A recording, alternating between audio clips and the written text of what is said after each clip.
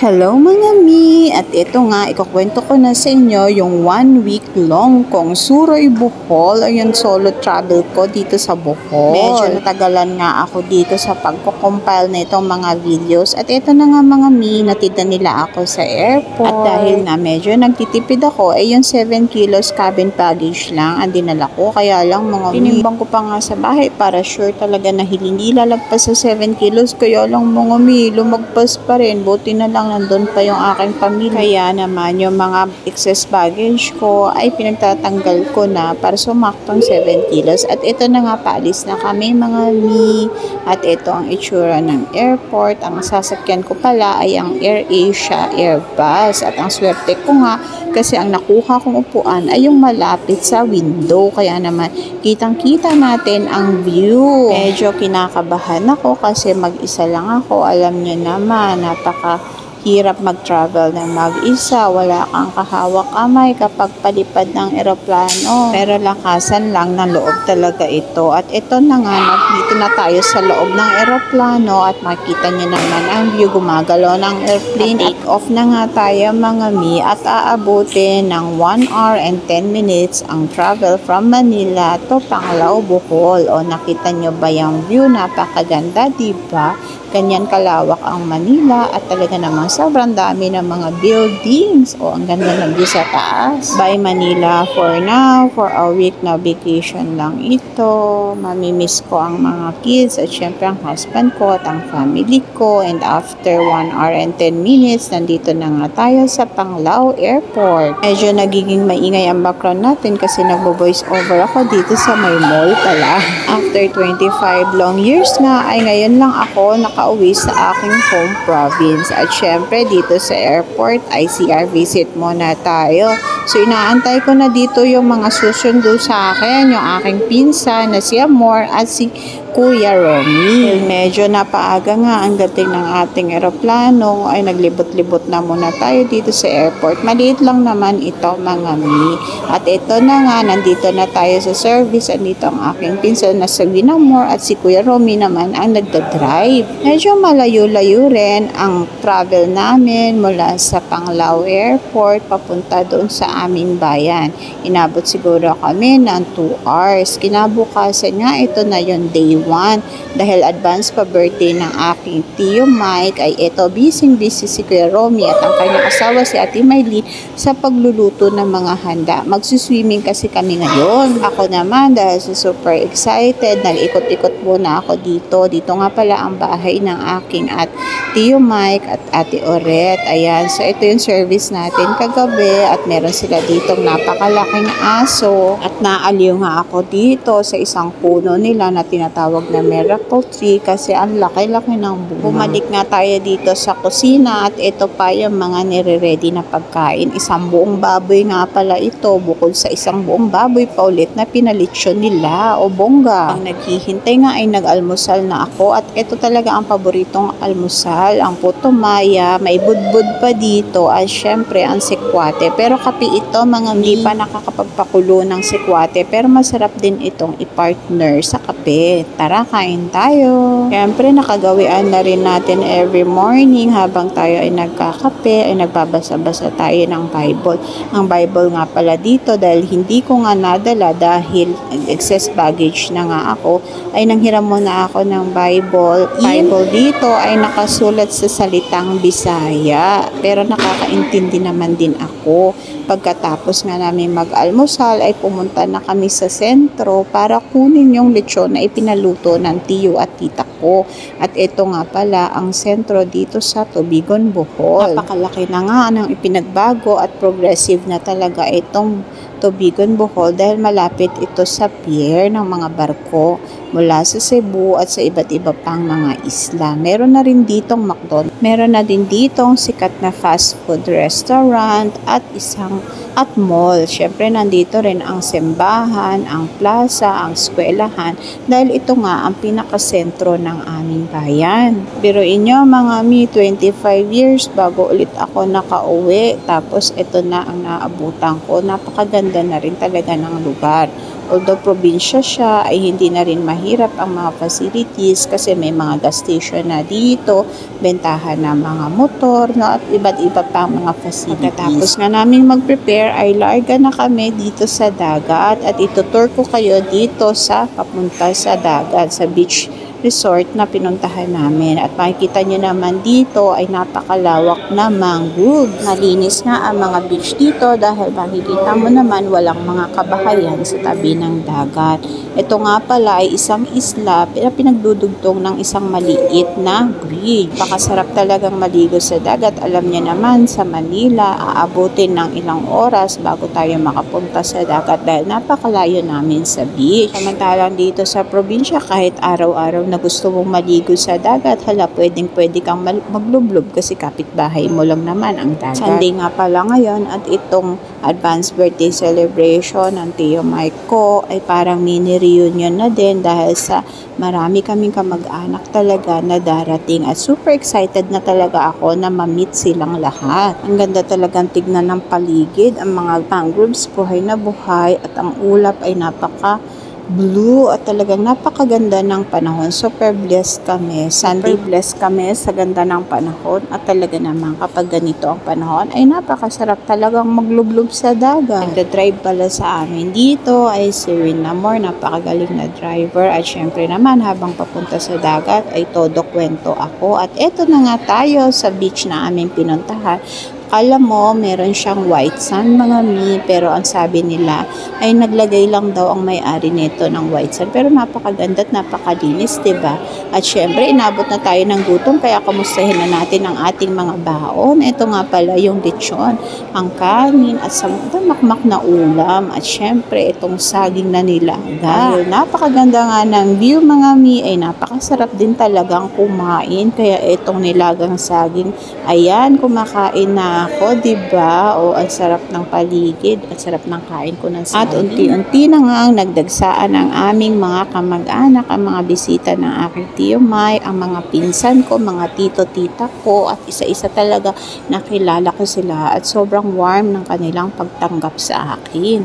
Maraming salamat po sa inyo. Pagdating nga pala ng hapon ay eto na, no, ang tawag sa amin dito ay taob. Tama ba? Taob? Mukhang mali, hunas. Basta dalawang bagay lang naman yan. Taob at hunas. Ibig sabihin nun ay high tide at low tide. I-google nyo na lang, i-search nyo na lang kung ano yung tama.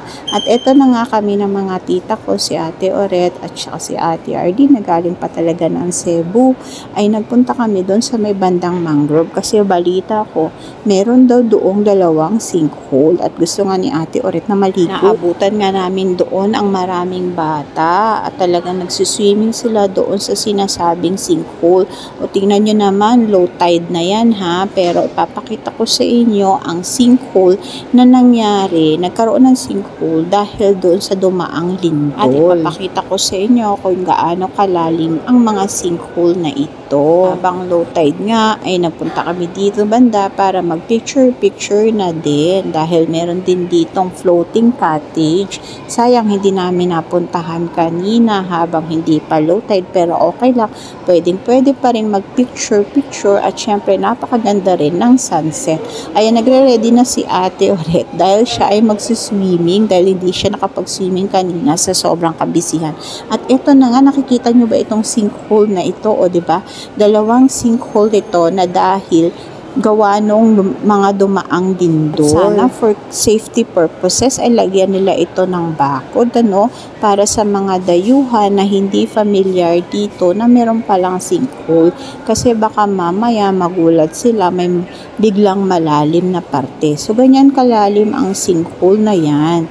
Ayan, kapag hindi ka marunong lumangoy, ang advice ko, syempre, huwag kang lumublob dyan. Rin pala sa magandang activities, kapag low tide, ay ang pangunguha ng mga seashells or yung panginginhas. Pero itong isang tita ko, busy siya sa pagpipicture.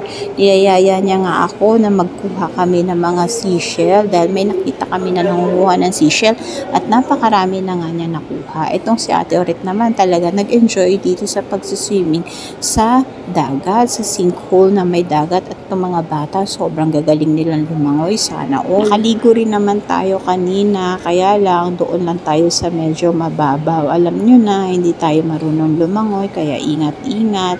Tinan mo si ate Arlene, tuwan-tuwa siya sa pagpapapicture. Puro pa-picture ang gusto niyang gawin. Hindi pa naligo, pagkakataon na nga. Siguro ayaw niyang mabasa. Buti na nga din at nakauwi si ate Arlene at si Kuya Reby kasi matagal na rin talagang panahon na hindi kami nagkita. Kaya talaga namang napakaganda na mini reunion na ito. Kinabukasan nga ay nag-ikot-ikot kami dito sa aming lugar. Dito ang aming dating bahay at ngayon naman ay naglalakihan na ng mga bahay dito. So, inikot namin ito para nakita namin kung ano na ba yung mga nagbago at talaga namang napakalaki na rin ng pagbabago dito. Paakyat nga pala ito at papunta ito sa kung saan merong munisipyo, nandoon din ang ospital, ang fire station. So, nandoon na halos lahat ng mga government facilities na kailangan. So, malapit lang yun sa lugar na kung saan kami nakatira. Pag naglalakad-lakad nga ay naaalala ko ang aming kabataan dahil dito nakatayo ang aming bahay at dahil konti pa nga ang mga bahay dito ay meron pa kaming mga nakikita mga alitap-tap sa paligid. Dito rin naglalaro kami ng bahay-bahayan. Syempre talaga naman ang sarap balik-balikan ng kabataan. Syempre yan talaga mga memories na yan, mga good memories na yan ay talagang tunay na yaman natin. Sa araw na ito nga ay magiging super busy din kami dahil umaga pa lang ay may isa na kaming kamag-anak nag-i-invite na doon sa kanila mag-breakfast at yung iba naman ay lunch at yung iba naman ay dinner kaya talagang nalilito na kami kung anong uunahin at syempre naman lahat yan ay ating pupuntahan dahil bihirang pagkakataon lang ito na sa matagal na panahon ay makauwi tayo dito sa ating bayang Silangan. Habang nagpe-prepare nga ay itutour ko muna kayo dito sa bahay ng aking Tio Mike at Ate Oret. Napakaganda ng kanilang bahay at nandito si Ate Arlene, kapatid siya ng mama ko at picture-picture din na pinagagawa niya. O diba? So napakaliwalas na itong bahay na ito. Ito ang kanilang hagdan, galing ako sa kanilang entertainment area at ito naman ang kanilang sala, ang kanilang kusina. So napakasarap talaga magkaroon ng bahay dito sa probinsya kasi unang-una napakalawak ng lupain hanggang hindi kagaya sa Manila na talaga namang siksikan. Dito may pagkakataon ka pang maghalaman, meron ka pang bakuran, meron ka pang garahe. At ito nga pala, inakyat ko kung saan nagstay sila ate. Parte pa rin ito ng bahay. So, ito yung pinapaupahan nila. Ayan, isang halos buong bahay din ang katumbas nito. So, ito tour ko nga kayo. Ito yung kanyang kwarto. At meron itong sariling CR, sariling kusina at dining. O, diba? Ang tita ko, picture-picture na naman siya. Wala talaga siyang ginawa kundi mag-picture. Pinaparent pa nga pala ito kaya ako mapapasyal kayo dito sa Bohol ay dito mag-rent na kayo. Una nga namin binisita sa araw na ito ang aming mga yumaong mahal sa buhay, ang aming mga lolo at mga lola. At syempre nandito rin ang aking tita at yung ibang mga pinsan na nahimlay na.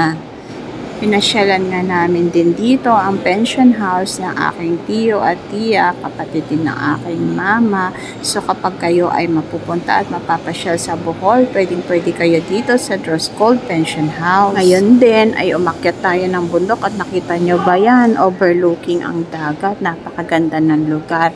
Nandito nga pala tayo ngayon sa bukid para bisitahin ang aking lola. 92 years old na pero napakalakas pa ng aking lola. At ito nga pala yung sinakyan namin. Ito ang madalas na service dito sa probinsya namin. Samahan niyo ako sa pagbisita sa aking lola na matagal ng panahon ko ring hindi napupuntahan. At ito nga pala ang aking kapatid ng aking papa at yung isa pa niyang kapatid na nabubuhay. Sila ang mga nag-aalaga sa aking mga lola. At napakaganda din ang lugar dito dahil alam niyo naman maraming puno, maraming halaman at talaga naman makikita ninyo dahil mabibilib kayo dahil itong bahay ng lola ko ay sadyang napakatibay rin talaga. Bata pa lang ako, naalala ko na dito minsan kami ay natutulog, minsan namimitas kami dito ng kung ano-anong bunga ng puno at dito rin kami namamasyal. Ang malaki rin palang ipinagbago sa lugar na ito ay napakarami ng bahay. Dati kasi ay napakaluwag ng lugar na ito at walang kabahayan. Ngayon ay halos na puno na ng bahay. At ito na nga pala ang bahay ng lola ko. Napakatibay talaga ng bahay na ito. Siguro may mahigit ng ilang taon ang bahay na ito. Nilipad lang ng bagyo ang bubong nito pero sa awa ng Diyos ay naayos naman. Ito nga pala ang kapatid ng papa ko. At ito, mamimit niya na ang lola ko. Ang lola atang namin na 90 years old na. Sobrang dami niya na ring apo. Dahil sa marami siyang mga anak at marami din siya talagang mga apo. So, ayan ang aking lolang napakaganda. Si Nanay Ata, napaka-healthy. Sa kanyang edad ay napakalakas. At alam niyo ba kung anong nagpapalakas sa lola ko? Kulafu. O, isearch nyo na lang kung ano yon. Joke lang po. So, syempre, nakapagkwentuhan din tayo sa ating lola sa maiksing oras na tayo nabisita sa kanya at nagpapasalamat tayo sa Diyos at malakas at buhay pa siya. Binisita rin natin dito ang bahay ng aking tatay. Ayan, o. May mga intruders. Basta na lang pasok ng pasok sa bahay ng may bahay. Diba?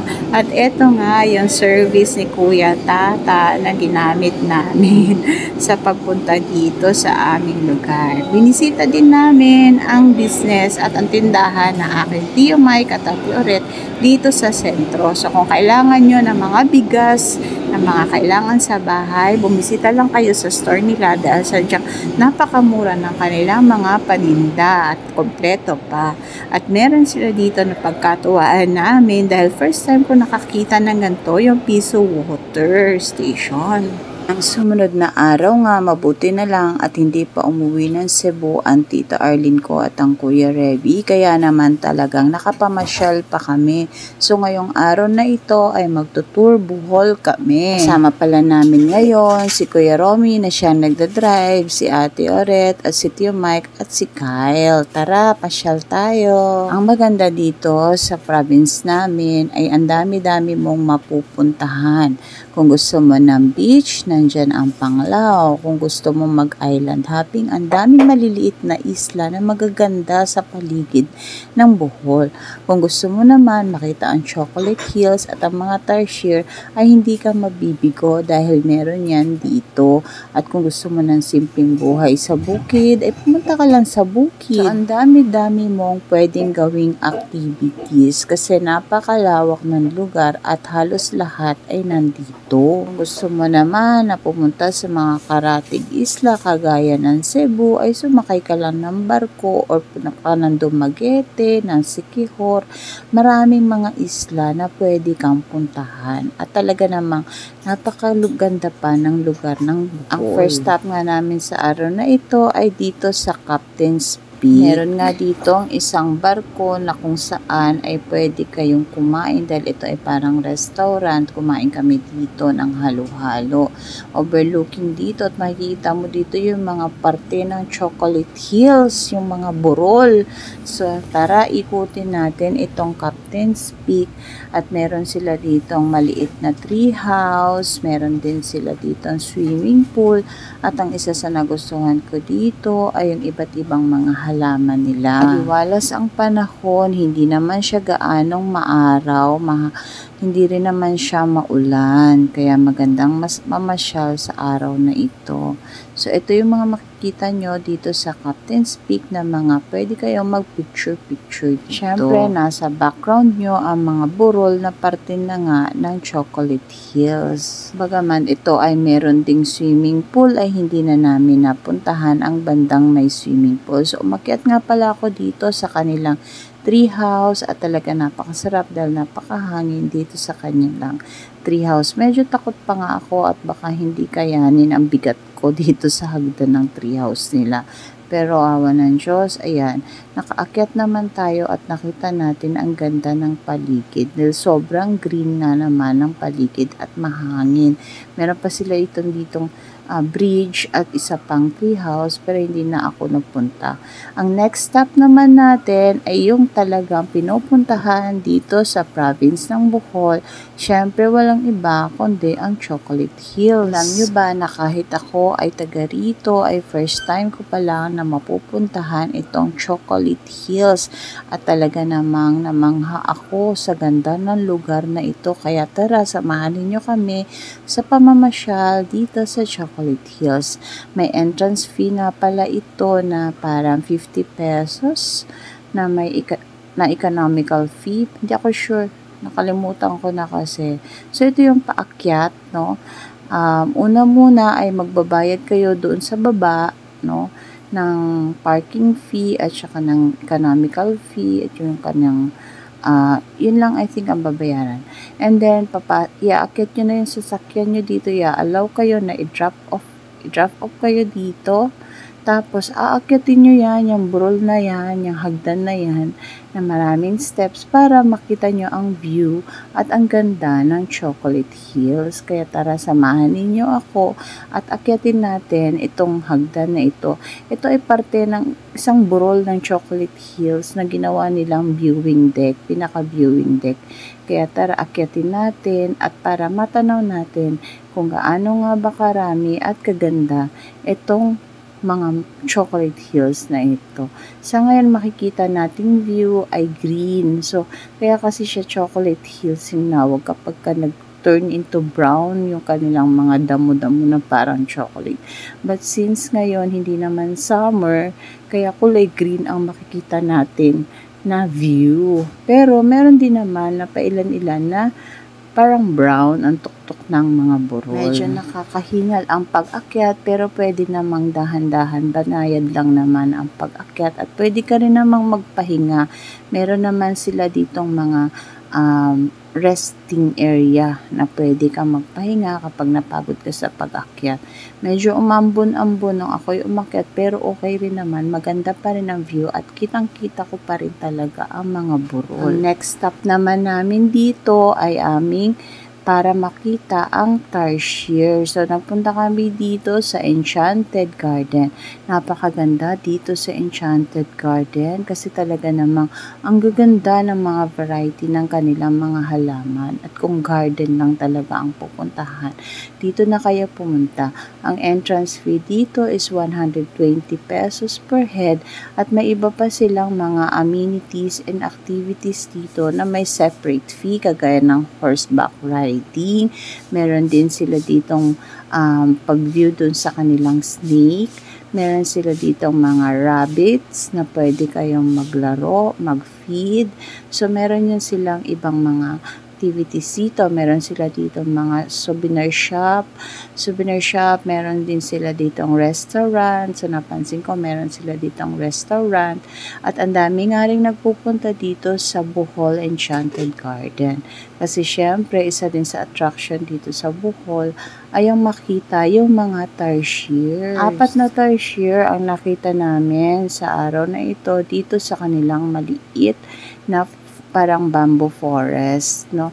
Napakaliit talaga nito mga tarsier at sabi ng mga nag-aalaga, sa umaga daw ay parang tulog sila at sa gabi sila gising. So, lumilipat-lipat lang sila sa mga puno, pero sa umaga ay nag-i-stay lang sila sa isang puno at pwedeng-pwede naman silang picturean at videohan, basta bawal lang maglagay ng flash. At dahil nga ang mga kaibigan nating tarsier ay tulog sa umaga, ay ipinagbabawal din sa lugar ang pag-iingay. So, eto na yung mga cute, super cute na mga tarsier na talaga naman nagpa-assist pa po ako dito sa nag-aalaga at siya nagkuha ng video dahil bawal naman pong lapitan o hawakan ang mga tarsier. At ito nga yung iba pa nilang mga amenities. Meron sila ditong mga rabbits at meron din actually sila ditong snake or yung python.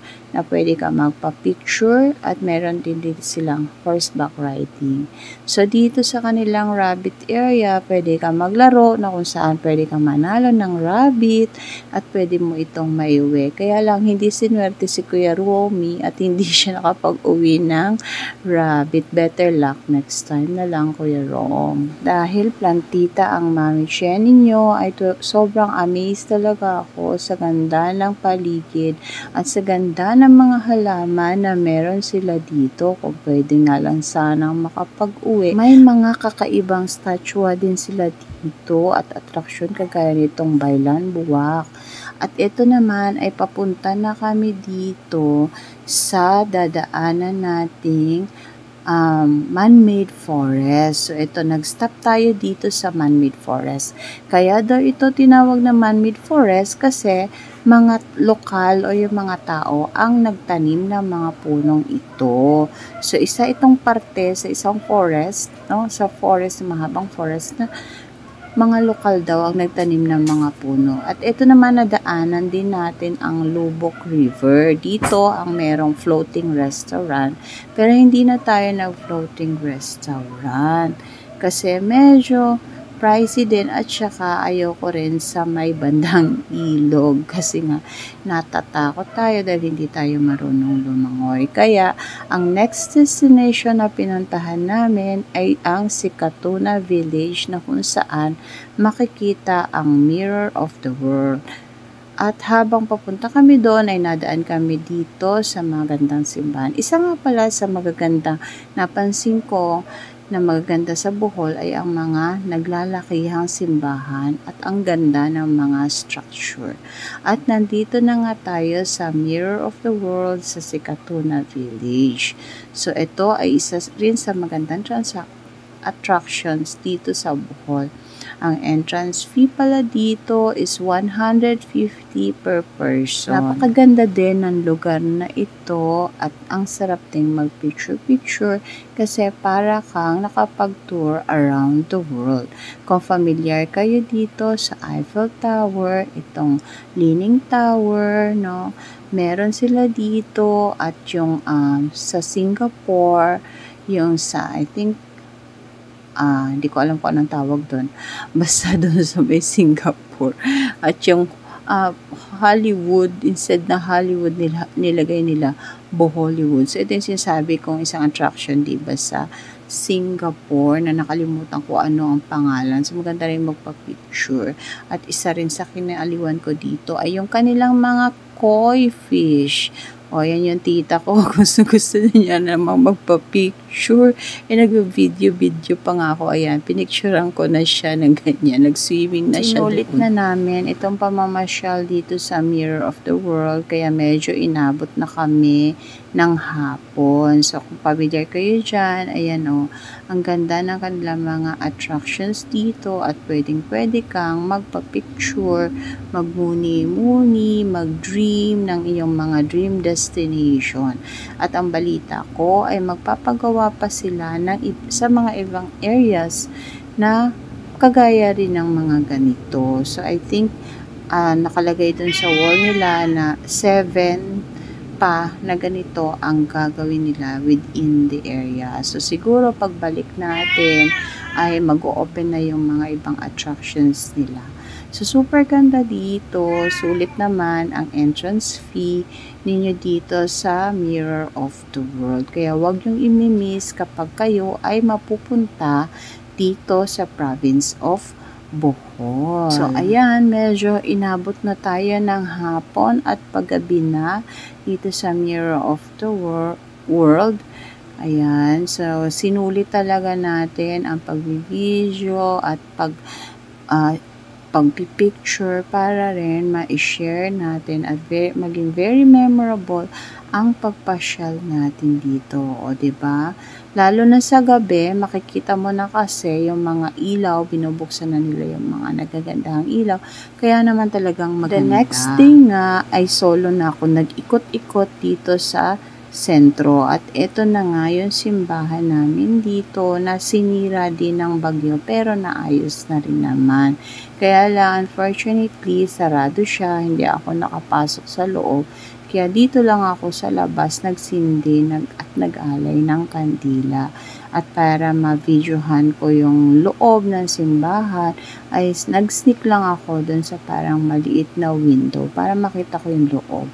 Gusto ko sana makapasok, kaya lang napansin ko naman sa mga churches dito sa Bohol, nakasarado siya kapag hindi Sunday. So sana i-open nila para yung mga visitors na gustong mag-pray ay makapasok din. So ayan, pinasok ko lang yung kamay ko dyan para maipasok ko. Kita ko yung camera, makita ko yung loob ng church. At tanaw din dito yung sentro, nandito ang school. Meron dito ang school sa gilid, nandito ito naman yung park, no? Ng sentro. At syempre nandito rin ang port, no, ang pier ng mga barko. Hindi ko lang na videohan. So ito yung pinaka plaza dito sa sentro ng aming province. Meron din ditong araw ng tabo kinabukasan, kaya maraming nagtitinda na at nagpe-prepare na sila. The following day ay nagpumasyal naman kami dito sa Calape, dito sa Birhen ng Calooy. Itong Birhen pala ng Calooy ay sinasabi nila na milagrosong Birhen na tumubo mula sa shell. At dito rin sa Calape ay matatagpuan ang simbahan nila na napakaganda rin talaga na structure ng simbahan na ito. Kaya lang ganun din, sarado din siya kaya hindi rin ako nakapasok. Sobrang amaze ako dito sa province namin. Sobrang dami talaga ng mga churches. Yun ang napapansin ko at napakaganda talaga ng mga structures ng mga churches. At syempre, hindi rin natin pinalagpas sa araw na ito na mapasyalan natin ang Panglao. Ito yung famous beach dito sa Bohol dahil sa kanyang white sand na Boracay. So tara, puntahan natin ang Panglao Beach. Nandito kami ngayon sa Alona Beach Resort. Mahaba itong Panglao. Dito lang ako dinala nila Ate Maylene at saka ni Kuya Romy kasi ito na rin yung napuntahan nilang beach resort. Kaya tara, puntahan natin ang beach at ito na nga siya. Hindi ka mabibigo dahil talagang white sand din siya na Boracay. No, pinong-pino at maputi ang sand niya. At marami din dito mga night activities, may mga restaurants dito at napansin ko rin na napakarami ng mga foreigners dito. Hindi ready ang lola ninyo pero nagawa ng paraan at nakapag-swimming pa rin tayo. So sobrang hindi natin pinalagpas ang pagdating natin dito sa Panglao. Kasi nandito na rin lang tayo kaya nakita ko napakalinis ang tubig, malinaw kasi nga white sand siya. Kaya naligo na rin tayo, nag-night swimming na rin tayo, bali nang hindi tayo masyadong prepared. Kayang-kaya natin gawa ng paraan yan dahil Girl Scout tayo. Pero sa susunod talaga na makabalik tayo dito sa ating province ay paplanuhin na talaga nating maigi na medyo mahaba-haba ang i-devote nating time sa pagsiswimming dito sa Panglao Beach Resort. Panglao Beach, ayan o. So, naglakad-lakad ako dito ng nakapaa kasi nga pinong-pino ang buhangin. So, may mga areas dito, kanya-kanya silang linis ng kanilang, kumbaga tapat mo, linis mo. So, may ibang lugar na maganda, malinis yung kanilang mga sand. Ayan o, nagsiset up na sila ng mga tables dito kasi allowed pa sila na mag-set up ng mga tables dito as compare sa Boracay na hindi talaga allowed. So, napakagandang maglakad-lakad din dito ng nakapaat. Ito na nga, ready na nakapag-swimming na tayo nito at nakakita pa nga tayo dito ng starfish. At dahil nagutom na tayo, pag-uwi ay dumaan muna tayo sa isang kainan. At ito nga, mapapansin nyo yung kanin na binalot sa saging ay sa dahon. Yan yung tinatawag na puso. At napakasarap ng kanilang inihaw na chorizo dito. The next day nga ay kailangan ko nang bumalik dito sa Manila. Kaya hinatid na rin ulit nila ako sa Panglao Airport. At ito ang nakikita mo, napakagandang view ng lugar na papunta ng airport. Sobrang green pa siya at may parte din dito na overlooking pa ng dagat. Sobrang nasulit ko talaga ang bakasyon ko sa Bohol. Bohol at talaga namang nakapag-relax ako at nakapag-isip. Sabi nga nila, hindi ka makakarating sa paroroonan kung hindi mo lilingunin kung saan ka nanggaling. Kaya maraming salamat po sa mga taong tumulong at kaila Ate Oret, Tio Mike, Kuya Tata, Kuya Romy, Ate Maylene, sa lahat po, kay Ate Nora, kay Ate Emilia, sa lahat po, kay Kyle, sa lahat ng mga nakasama ko at mga nakilala ko, ay maraming pong salamat sa warm welcome ninyo at pagtanggap ninyo at pag-asikaso talaga sa akin. Lalong-lalo na rin sa mga kamag-anak namin. At nandito na nga tayo, home sweet home sa Manila, at dito na nga tayo sa arrival airport at hinahanap ko na rin ang aking mga pamilya. Na-miss ko na rin, lalo na ang mga chikiting. So, at yun lang na i-share ko sa inyo ang aking Suroy Bohol, ang 1 week long vacation natin sa Bohol after 25 long years na nakauwi tayo, at sobra talagang nasulit natin ang pagbabakasyon natin sa Bohol. Minsan kailangan din talaga nating huminto, kailangan nating magpahinga at kailangan nating mag-isip